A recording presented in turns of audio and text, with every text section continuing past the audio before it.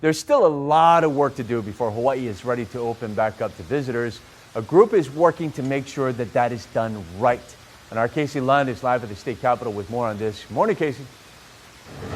Good morning, Steve. You know, this initiative, Āina Aloha Economic Futures, is really about moving forward in a way that takes into account a kuleana to the land and the people of Hawaii. There's a lot to delve into, so I want to get right to Kalani Kaʻanāʻanā with the Hawaiʻi Tourism Authority, Director of Hawaiian Cultural Affairs and Natural Resources. Thank you for being here this morning. When we talk about that initiative, which is pretty broad, but really focusing on a sustainable economic future, what are some of the tenets that will make that possible and make it a reality moving forward? You know, for us, I think first and foremost, the four principles are really the guiding light of the things that we do.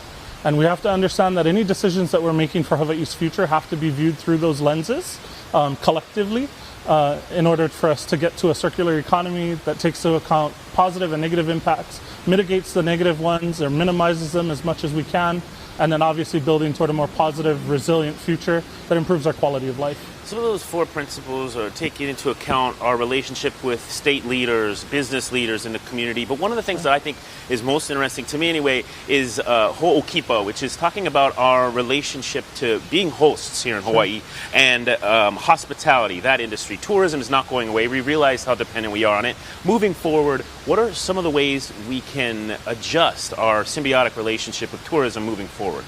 I think yesterday was a big milestone in that conversation. The Hawaiʻi Tourism Authority Board yesterday unanimously approved adopting the Āina Aloha principles.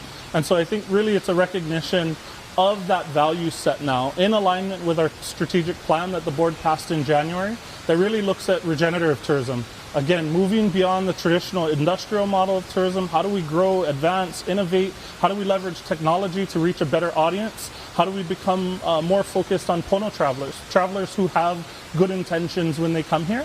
And then obviously the economic benefits and the per person per day spend after that. Only a few seconds left. ʻAinaAlohaFutures.com is where people go to learn more. How can folks really get involved and behind this? Please join us July 8th. We're going to host a webinar. We're going to be hosting a series of workshops online via Zoom in many of the sectors that cut across our economy and have real conversations about innovative solutions. Very good. We'll get all that information up on the web. It is, again, at that website, ʻAinaAlohaFutures.com. We got a lot more guests to talk about, co-authors and stakeholders in this movement moving forward as we look to reopen the state of Hawaii the best way that we can. We'll send it back to you guys for now. Yep, got to be safe. Thank you, Casey.